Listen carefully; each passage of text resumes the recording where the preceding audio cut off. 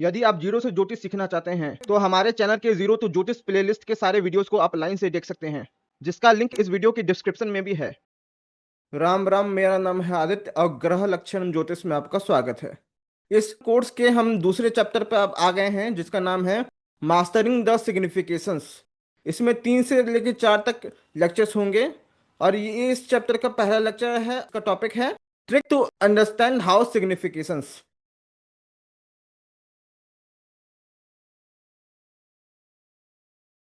अब इस लेक्चर में हम 12 हाउसेस के बारे में पढ़ेंगे और ये जो लेक्चर है एकदम जीरो से शुरुआत हो रहा है। ये हाउस के बारे में हम जितना जानते हैं एकदम जीरो से लेकर एडवांस लेवल तक हम लोग चलेंगे इसमें, इस लेक्चर में। देखिए यहाँ पर बहुत सारे स्टूडेंट्स नए हैं जिन्हें हाउस सिग्निफिकेशन याद करने में प्रॉब्लम हो रहा है। इस लेक्चर में मैं आपको प्रत्येक हाउस के सिग्निफिकेशन को कुछ कीवर्ड्स और स्टोरीज के माध्यम से मैं ऐसा समझाऊंगा कि वह आपको हमेशा के लिए याद हो जाएगा। ये जो लेक्चर है एक बेसिक आउटलाइन आपको देगा और एडवांस लेवल के सिग्निफिकेशंस मैं आगे के लेक्चर में जब जरूरत होगा, जब वो टॉपिक पढ़ाया जाएगा तब पढ़ाऊंगा। अब जैसा कि मैंने कहा था कि प्रश्न में क्या जरूरी है, सबसे जरूरी क्या है? जब भी कोई व्यक्ति आपके पास प्रश्न लेके आ रहा है तो प्रश्न का नेचर को समझना, ठीक है, प्रश्न क्या कहना चाहता है। तो सबसे जरूरी चीज है कि कार्यभाव होता है ना, कि हमको सबसे अगर मान लीजिए कि सामने वाला आया कि मेरा वीजा खो गया है या वीजा दूसरा कब बनेगा, या फिर पासपोर्ट खो गया है, या फिर नक्शा नहीं पास हो रहा है, ऐसा कोई आया, आपको पता ही नहीं है कि कैसे देखा जाता है, किस हाउस से देखा जाता है, तो कैसे आप उसका प्रिडिक्शन करेंगे, कैसे उसका भविष्य कथन करेंगे, प्रश्न में कैसे हल करेंगे। ठीक है, तो ये जो लेक्चर है हाउस सिग्निफिकेशन वाला वो जबान पे होना चाहिए, है कि नहीं। और ये जो बहुत कठिन चीज नहीं है, मैं एकदम स्टोरी वाइज आपको ऐसा समझाऊंगा कि आपको याद हो जाएगा। कोई रॉकेट साइंस नहीं है इसमें।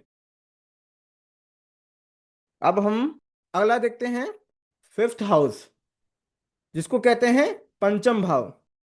हाँ भनोज जी बोलिए। आई एम सॉरी सर, बार बार तंग कर रहा हूँ आपको। नहीं, क्या जो हमको हमको तो चाहिए ना, कोई पूछ रहा है। सर अब इस जैसे आपने पहले जो कोरिलेशन बताए थे कि अगर इस तरह से होता तो उसी कोरिलेशन से जैसे हम यहाँ पे बात कर रहे हैं कि बंदा खेत होंगे, खलिहान होंगे, तो उससे हम उसका प्रोफेशन भी बता पाएंगे क्या? क्या fourth house, is it right to say कि वो जमीन से जुड़ा हुआ काम करेगा, तहसीलदार बन जाएगा या हाँ हाँ कॉन्ट्रैक्टर बन जाएगा हाँ हाँ, तो या मैं उसको, फार्मर बनेगा? हाँ, उसको वो करना सिखाऊंगा ना, कि यदि आपको आपको बताए कौन सा काम करूं। ये बस 3 चीजों का, कौन सा जॉब करूं, कौन सा बिजनेस करूं, कौन सा और कहाँ पे खोया है सामान, उसके लिए आपको मास्टरी करना पड़ेगा ना।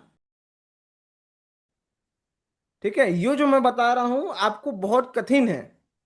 ये सब तीनों चीजें निकालना बहुत ज्यादा कठिन होता है, क्योंकि आपको इसमें आपको ब्लैंक छोड़ दिया गया है। कोई भी आपको बेस नहीं गया एनालिसिस करने के लिए। कम से कम कोई बताए इंटरेस्ट कहाँ है, तो वो भी हम लोग उस एरिया पे केंद्रित कर सकते हैं ना।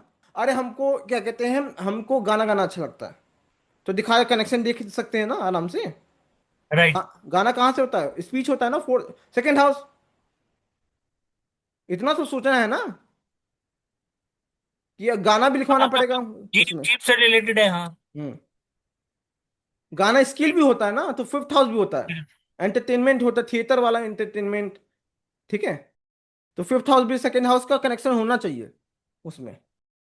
अगर क्या कहते हैं सेकेंड हाउस खराब है अरुण में, इसका मतलब उसका वॉइस फटाबाज है।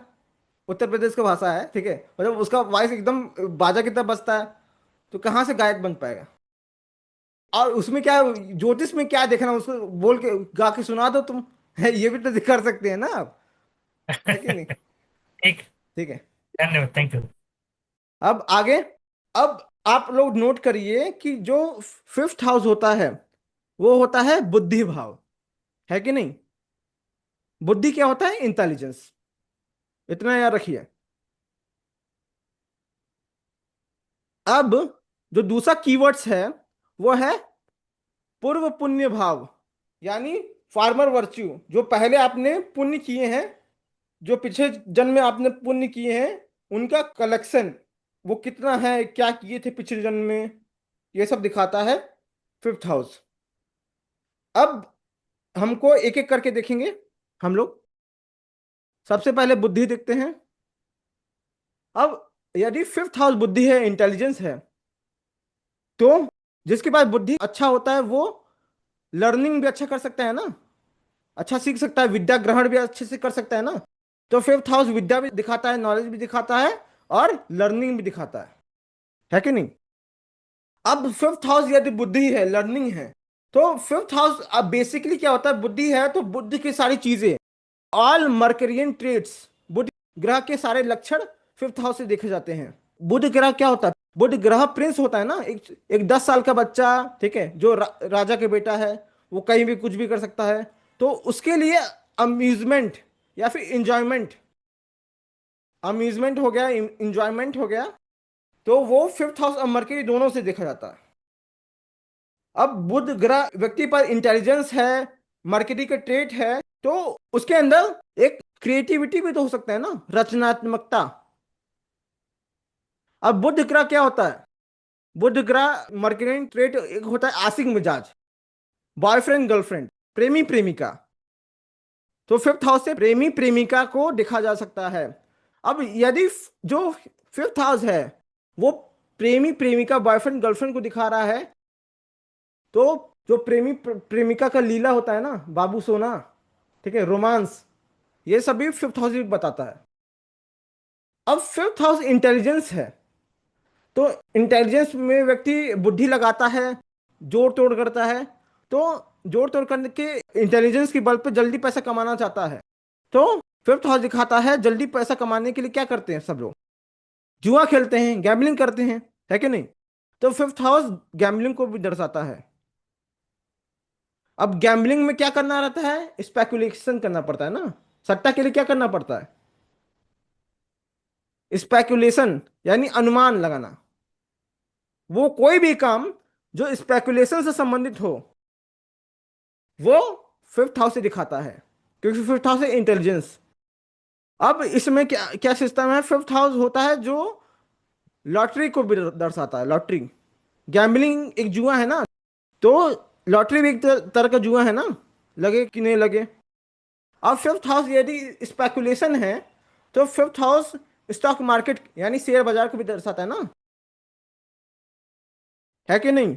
और शेयर मार्केट भी एक जुआ ही है, भले लोग ना माने, लेकिन एक तरह का जुआ ही है। अब यहाँ पे ये देखिए, अब हमको पूर्व पुण्य से प्रिडिक्शन करना है। अब यदि फिफ्थ हाउस पूर्व पुण्य दिखाता है, तो इसका क्या मतलब है कि वो पूर्व पुण्य क्या होता है, पिछले जन्म का कर्म, तो पास्ट कर्म, प्रीवियस डीड्स, जो पिछले जन्म में आपने किया है, वो फिफ्थ हाउस दर्शाता है। और व्यक्ति, मैं आपको बता दूं कि जो फिलॉसफी है, ठीक है, जो धार्मिक मान्यता है कि पिछले जन्म के पूर्व कर्म के आधार पर ही तुम्हें इस जन्म में संतान मिलता है। अगर तुमको पता लगाना है कि तुम पिछले जन्म में कैसे कर्म किए थे, अपनी संतान को देख लो। तो फिफ्थ हाउस संतान को भी दर्शाता है। सर यहाँ पे सर मैं थोड़ा सा डिसएग्री करता हूँ। हम्म। अगर ऐसा होता तो जैसे श्री कृष्ण की जो संतानें थी वो तो सारी निकम्मी थी। तो वही है ना कि अब एक नॉर्मल वो आदमी क्या। का आप किसी कृष्ण लगा रहे हैं, ठीक है, श्री कृष्ण को साफ साफ मिला था, आपको याद नहीं है, जो भी चीजें होती है वो श्राप के कारण होती हैं। श्री कृष्ण को श्राप मिला था कि तुम्हारे संतान ने तुम्हारा गांधारी ने श्राप दिया था श्री गंधारी कृष्ण। ने दिया था, फिर हाँ। 36 साल बाद आप खत्म हो तो जाओगे और आपकी संतानों नहीं, का भी और मुझे वो ऐसा बोले थे हाँ। कि मैं आपका श्राप स्वीकार करता हूं, हाँ जी हाँ मुझे जी। किसी का श्राप नहीं लगता, लेकिन मैं आपका श्राप स्वीकार करता हूं। अब यहाँ पे मैं क्या करता हूं, आप अपना बात क्या आप भगवान से लेके क्यों जोड़ने लगते हैं, ठीक है। नहीं नहीं, मैं वैसे ही पूछ रहा हूँ क्योंकि नहीं मतलब अब मैं आपको एक चीज बता दे रहा हूं कि अब देखिए क्या होता है कि जो आपका कर्म है ना, वो ट्रांसफर होता है। देखिए, कर्म हमेशा ट्रांसफर होता है एक पीढ़ी से दूसरे पीढ़ी तक।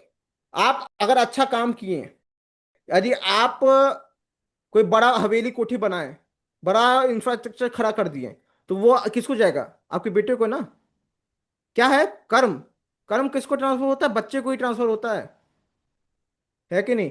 यदि आपका कभी कभी यहाँ पे क्या है सिस्टम कि आजकल बहुत सारे क्या कहते हैं, कहाँ नितिन जी, कहाँ है नितिन जी। यहाँ पर। हाँ नितिन जी, आपने एक वो एपिलेप्सी और ये सब होता है ना कि आजकल बहुत सी बीमारियां हो गई ना, मानसिक बीमारियां। अब बहुत सारे आप देखेंगे, बहुत सारे ऑटिज्म का शिकार होते हैं, वो सब एक पूर्व जन्म का पाप कृत्य ही है। जी हाँ। जो अगर आपके पास ऐसा बच्चा हो गया तो माता पिता के जीवन भर का दिक्कत है, मानते हैं कि नहीं। जी हाँ। वो सुमंत तो जी मैंने बहुत बताइए, सारे सुमंत जी डिवोर्स भी होते बताएंगे। देखे वो। तो अब इसमें क्या सिस्टम है कि ये सब चीजें होती पूर्व जन्म के, अगर आपका लड़का आपके उम्मीदों पे खरा नहीं उतर रहा है, आपका नकारा हो गया, वो भी पूर्व जन्म का ही कृत्य है। ठीक है। अगर आपका बच्चा अच्छा, बच्चे से आप खुश हैं तो पूर्व जन्म में अच्छा काम किए थे। अब यदि फिफ्थ हाउस चिल्ड्रन दिखाता है तो फिफ्थ हाउस गर्भपात यानी अबॉर्शन भी दिखाएगा ना। को लॉजिकल है कि नहीं। अब मैं आपको बता दूं कि गर्भपात कराना बहुत बड़ा जघन्य अपराध है। तो अब अबॉर्शन है, अबॉर्शन हुआ है, आपको पाप मिल रहा है, तो आप पाप को क्या कहते हैं नलीफाई करने के लिए या फिर पाप का पश्चाताप करने के लिए आपको क्या करेंगे? भगवान की पूजा, देवता की पूजा, वर्शिप ऑफ डेटी। ठीक है।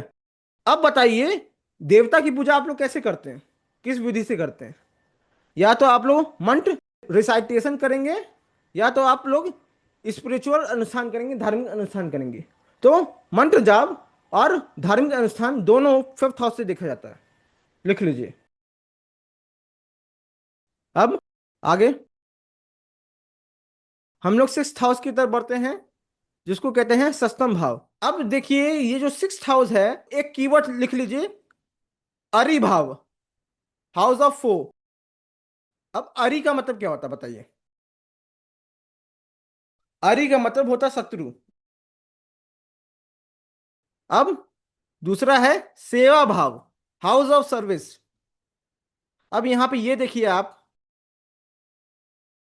अब व्यक्ति यदि अरि भाव, अरि का मतलब होता है एनिमी, शत्रु। अब शत्रु होगा तो शत्रु क्या करेगा आपसे? फाइट करेगा, झगड़ा करेगा, कंफ्लिक्ट करेगा, लड़ाई झगड़ा। तो लड़ाई झगड़ा भी सिक्स हाउस दिखाता है, शत्रु भी सिक्स हाउस दिखाता है। अब अब लड़ाई झगड़ा होगा तो कभी कभी तीर तलवार भी तो चल जाता है ना, यानी वेपन्स, हथियार भी सिक्स हाउस दर्शाता है। अब लड़ाई होगा तो कभी कभी चोट चपेट लगेगा, तो वंस, घाव, ये भी दिखाता है सिक्स हाउस। अब देखिए, दुश्मन जो है वो सिर्फ फिजिकल फॉर्म में नहीं होता। जो भी चीजें हैं जो आपकी दुश्मन है, वो सिक्स हाउस दिखाता है। तो जो आपके शरीर पे जो रोग होता है ना, वो भी तो आपका दुश्मन है ना। तो डिजीज, डिजीज भी तो एक तरह का दुश्मन है कि नहीं बताइए? अज्ञात दुश्मन, जो कब आता है, आपको अपने चपेट में रहता है, फिर आपको लेके चला जाता है कि नहीं? तो अब एक्सीडेंट होना, इंजरी होना, ये भी आपका दुश्मन नहीं है। ठीक है, आपके शरीर का दुश्मन है। रोग आपके शरीर का दुश्मन है। शत्रु आपका दुश्मन है, आपका एनिमी आपका दुश्मन है, रोग आपके शरीर का दुश्मन है। एक्सीडेंट होना, चोट चपेट लगना आपके शरीर का दुश्मन है। अब बताइए, आपका दुश्मन आपका शत्रु है, आपके शरीर का दुश्मन रोग है, एक्सीडेंट है, चोट चपेट है, तो आपके पैसे का दुश्मन क्या होगा? डेट, ऋण। चोरी भी। ऋण होगा।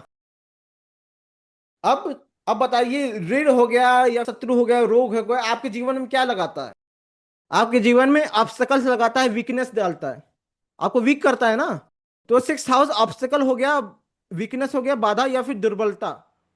अब यदि कोई व्यक्ति आपके साथ फ्रॉड करता है, आपके साथ चोरी करता है, तो वो भी आपका शत्रु होता है ना, चोर आपके लिए शत्रु है ना। तो सिक्स हाउस फ्रॉड या फिर रॉबरी भी दर्शाता है, चीटर, धोखाधड़ी, डकैती, चोर, ये सब सिक्स हाउस दर्शाता है। देख लीजिए अब, ये जातक शास्त्र में दर्शाता है। ठीक है, जातक शास्त्र में जब हम लोग जन्म कुंडली का एनालिसिस करते हैं तो ज्यादा होता है ये। अब आगे, अब दूसरा देखते हैं जो कि है सेवा भाव, हाउस ऑफ सर्विस। अब सर्विस का दूसरा नाम क्या है? अगर सिक्स हाउस सेवा है, सर्विस है, तो सर्विस को एक और शब्द में क्या कहेंगे? जॉब, नौकरी, है कि नहीं? अब सिक्स हाउस जॉब दिखाता है, नौकरी दिखाता है, तो नौकर को भी दर्शाएगा ना। अगर नौकरी दिखा है तो नौकर को भी दर्शाएगा, सर्वेंट को भी दर्शाएगा। अगर सब सर्वेंट को दर्शा रहा है, आपके जो नीचे है, वो जरूरी नहीं वो नौकर हो, उसको नौकर कहें, वो तो ऐसे नौकर ही कहेंगे उसको, लेकिन सब ऑर्डिनेट, दूसरे भाषा में उसको सब ऑर्डिनेट भी कर सकते हैं, जो आपके अधीन हो, आपके से नीचे काम करने वाला व्यक्ति। अब अगर सेवा है, ठीक है, नौकरी है, नौकर है, नौकर क्या करता है? हार्डवर्क करता है, मेहनत करता है, श्रम करता है, श्रम, श्रम भाव, ऐसा श्रम जो आपका टायरिंग हो, पसीना छुटाने वाला हार्डवर्क, एकदम मजदूरी वाला, है कि नहीं? तो यदि सिक्स हाउस श्रम दिखाता है, थका देने वाला मेहनत दिखाता है, तो जाहिर सी बात है कि मजदूर को भी दर्शाएगा। मजदूरी, मजदूर, वो भी तो श्रम है ना। यदि मजदूर को दर्शाएगा, श्रम को दर्शा रहा है, तो कोई मजदूर से मजदूरी कराएंगे तो उसको पारिश्रमिक भी तो देना पड़ेगा ना। तो पेमेंट हो गया, सैलरी हो गया, तो सैलरी भी सिक्स हाउस से ही देखा जाता है। अब यदि जो सिक्स हाउस है वो श्रम है, वो यदि श्रम है, तो जो बॉडी का श्रम क्या होता है? बॉडी का श्रम क्या होता है? जो आपका बॉडी है उसका श्रम क्या होगा? Exercise, exercise. व्यायाम, है कि नहीं? अब यदि यदि आप एक्सरसाइज करेंगे, बॉडी एक्सरसाइज करेगा, तो बॉडी का क्या होगा? थकान होगा, फिजिकल और फटीक होगा, शारीरिक थकान, वो भी सिक्स दर्शाता है। अब यदि एक्सरसाइज करेंगे आप, तो बॉडी क्या होगा? फिट होगा, स्वास्थ्य, फिटनेस दिखाता है, फिटनेस दिखाता है Sixth house. सिक्स हाउस से। अब आगे सेवेंथ हाउस पर जाते हैं। सेवेंथ हाउस को बोलते हैं सप्तम भाव, सातवां घर। और आप कीवर्ड्स नोट करिए, कोई कीवर्ड बताएगा कोई? Spouse. पाउस हो गया, ठीक है। बिजनेस हो गया, हम्म Business. रिलेशनशिप। ये सही बोला, यही पार्टनर। सही सही बोला। अब यहाँ पर एक कीवर्ड लिखिए। सेवेंथ हाउस को हम लोग संबंध भाव भी कह सकते हैं, हाउस ऑफ रिलेशनशिप्स। और सेवेंथ हाउस को शास्त्रों में कलेक्टर भाव कहते हैं, house of private parts, बटक area.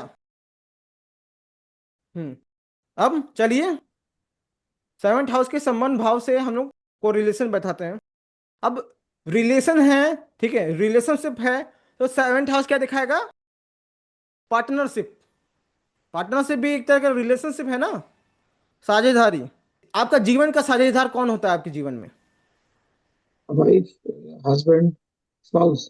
यदि लड़का है तो उसके लिए वाइफ होगा, यदि लड़की है तो उसके लिए हस्बैंड होगा, है कि नहीं? वो भी एक पार्टनरशिप है ना आपके लिए, पार्टनर है ना आपकी लाइफ के। अब यदि सेवेंथ हाउस वाइफ और हस्बैंड को दर्शा रहा है, तो जाहिर सी बात है कि मैरिज को भी दर्शाएगा। अब यहाँ पर ये देखिए, यदि सेवेंथ हाउस पार्टनर है, पार्टनरशिप दिखाता है, तो ये बिजनेस पार्टनर भी तो हो सकता है ना, है कि नहीं? लाइफ पार्टनर, बिजनेस पार्टनर भी दिखा सकता है कि नहीं? तो सेवेंथ हाउस दिखाता है बिजनेस पार्टनर, लाइफ पार्टनर भी दिखा रहा है, बिजनेस पार्टनर भी दिखा रहा है। अब यदि बिजनेस पार्टनर दिखा रहा है, तो उसका मतलब ये भी हो सकता है ये बिजनेस को भी दर्शाता है, यानी ट्रेड, बिजनेस, व्यापार। Seventh house indicates business. अब यदि आप बिजनेस करेंगे, ट्रेड वेड करेंगे या बिजनेस करेंगे, व्यापार खोलेंगे, तो आपको एक जगह खोलना पड़ेगा ना। वो हो गया शॉप, हो गया शोरूम, हो गया कुछ भी हो सकता है ना, जहां पे आप व्यापार करते हैं। ये जैसे मैं पढ़ा रहा हूं वैसे कोई पढ़ाता नहीं है, ठीक है। अब यदि आप बिजनेस कर रहे हैं, शॉप खोले हैं, तो आप बिजनेस डील करना चाहेंगे, तो उसके लिए आपको लोगों से मिलना पड़ेगा। तो उसके लिए आपको क्या करना पड़ेगा? यात्रा करना पड़ेगा। तो seventh house business, travel, travel भी दर्शाता है, मुख्य तौर पे व्यापार हेतु जो यात्रा होती हैं उनको दर्शाता है। अब बिजनेस करने के लिए आप यात्रा करेंगे कि सामने वाले से मिलेंगे, तो किसी ना कोई डील क्रैक करेंगे, अग्रीमेंट करेंगे ना। तो जो अग्रीमेंट, डील क्रैक करने के बाद अग्रीमेंट करते हैं, समझौता, करार, उसको भी सेवेंथ हाउस से देखा जाता है। अब यदि सामने वाला समझौता कर रहे हैं, सामने वाला, एक तो हो सकता है आप मान गया, आप सामने वाला मान गया, या भी हो सकता है सामने वाला आपका प्रतिद्वंदी भी बन सकता है कि नहीं? तो जो सेवेंथ हाउस होता है वो आपका विपक्ष, ठीक है, अपोजिशन या फिर अपोनेंट दर्शाता है, प्रतिद्वंदी। अब आगे अब देखते हैं कलत्र भाव। कलत्र भाव को प्राइवेट पार्ट भी कह सकते हैं, बटक एरिया से समझना चाहिए। जो कलत्र भाव है कलेक्टर का मतलब होता है बतख, यानी नितंब, हिंदी में नितंब कहते हैं, नितंब, बतख एरिया। अब यदि सेवेंथ हाउस बतख एरिया है तो ये जेनेटर्स भी दिखा सकता है, या फिर जननांग भी कह सकते हैं, जेनेटल भी कह सकते हैं। ठीक है, यहाँ पे जननांग जिससे यूरिन पास किया जाए वो भी कह सकते हैं हम लोग। अब जिसे यूरिन पास किया जाता है वो मूत्रवाहिनी या फिर मूत्राशय, यूरेटर या फिर ब्लैडर भी कह सकते हैं हम लोग।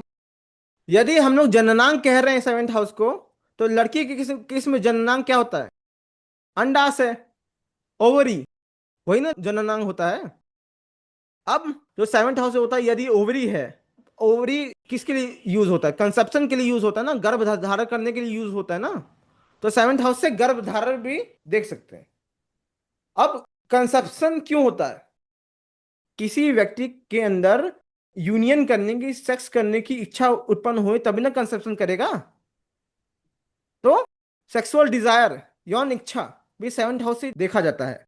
अब इच्छा हुई है तो वो करना चाहेगा, तो उस क्रिया को, मतलब सेक्सुअल यूनियन, मैथुन क्रिया भी सेवेंथ हाउस से ही देखा जाता है।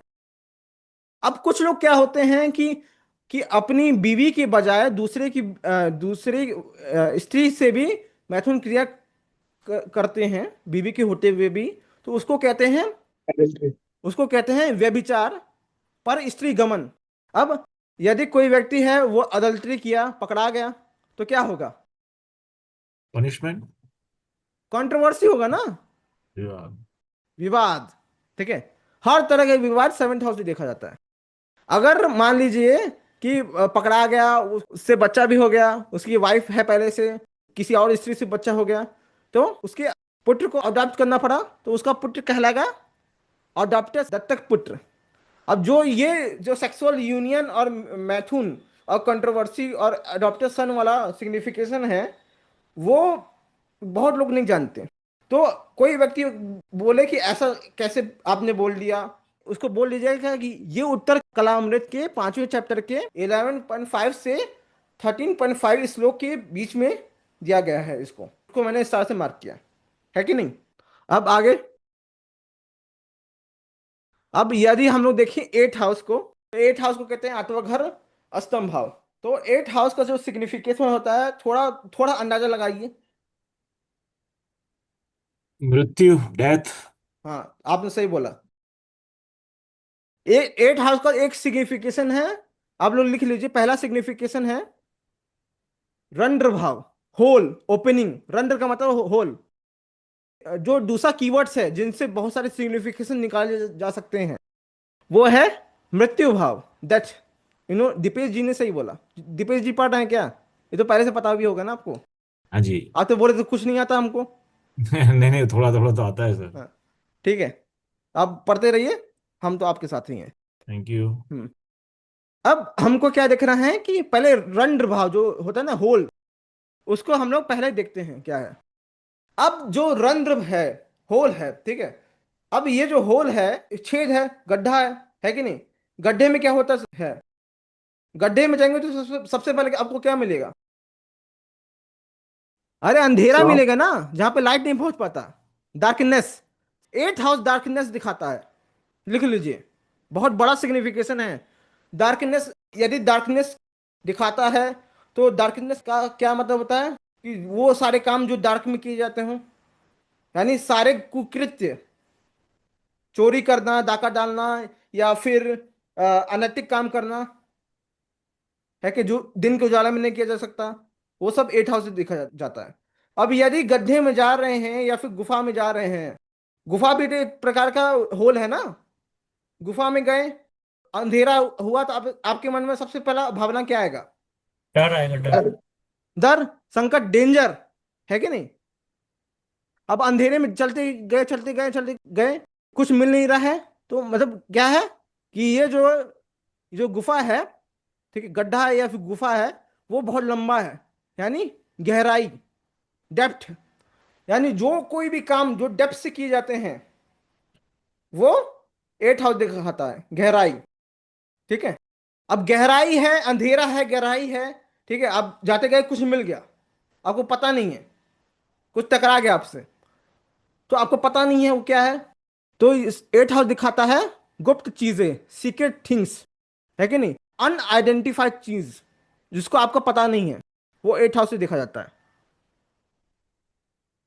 अब बताइए कि यदि आपको गुप्त चीजें हैं, वो चीजें जिसमें गहराई हो, वो सीक्रेट चीजें हो, ऐसी कौन सी विद्या है जिसको पढ़ने के लिए बहुत ज्यादा गहराई में उतरना पड़ता है, या फिर बहुत ज्यादा सिक्रेटिव है, ज्यादा लोग नहीं जानते उसके बारे में, है कि नहीं, ऐसी कौन सी विद्या अकल्ट। है?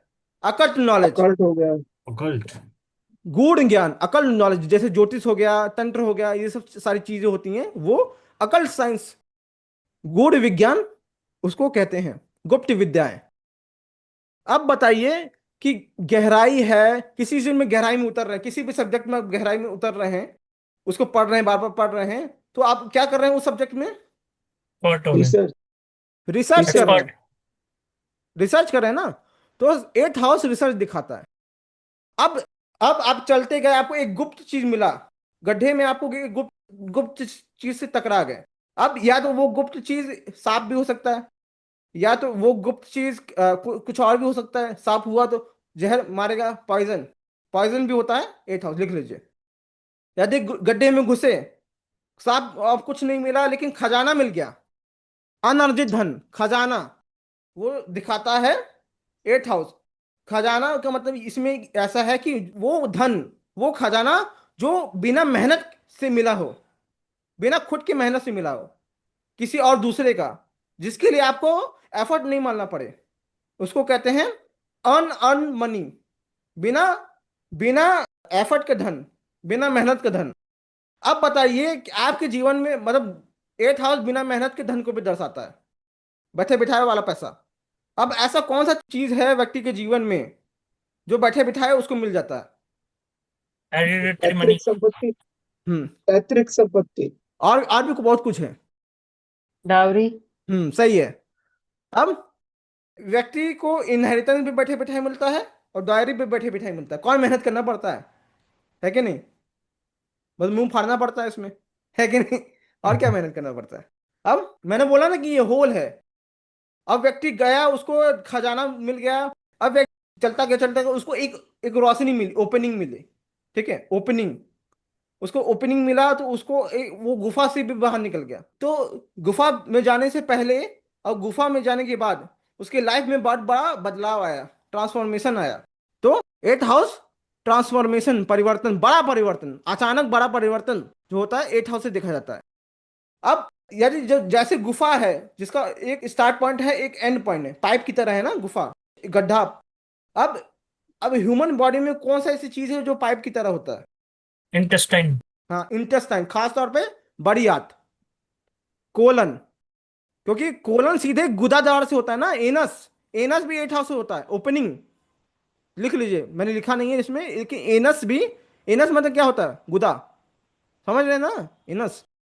तो एनस भी एट हाउस से दिखा, ओपनिंग, जो जो बटक एरिया है वो सेवन्थ हाउस से देखा जाता है, और जो उसको ओपनिंग है एनस का, ठीक है, ओपनिंग वाला हिस्सा, वो एट हाउस से देखा जाता है, रंध्र, छेद। अब आगे, अब चलिए मृत्यु भाव वाले सिग्निफिकेशन से हम लोग को रिलेशन बैठाते हैं। यदि आपके घर में, खुदा ना खास्ता किसी के घर में मृत्यु हो जाए किसी का भी, तो सबसे पहले कौन सा फीलिंग आएगा? दुख। दर्द, सैडनेस। सॉरो, दुख, पेन और सॉरो एट हाउस से देखा जाता है। किसी भी प्रकार का पेन, किसी भी प्रकार का दुख, सॉरो। अगर आपको, आपके साथ का व्यक्ति का कोई मर गया, ठीक है, आपके दोस्त के कोई पापा मर गए या माँ मर गई, तो आपको उसके लिए शोक प्रकट करना पड़ेगा, खेद प्रकट करना पड़ेगा। तो ग्रीफ, शोक या फिर खेद, ग्रीफ जो होता है, ये एट हाउस से देखा जाता है। तो यदि दुख है, दर्द है, खेद है, शोक है, तो ये सब चीजें मिलके क्या बनाती हैं? कष्ट, मिजरी, है कि नहीं? मिजरी भी एट हाउस से देखा जाता है। तो यदि आपके घर को कोई चाहने वाला मर गया, तो आपका दिल टूट जाएगा ना, तो ब्रेक डाउन, दिल टूटना, तो वो भी दिखाता है एट हाउस से।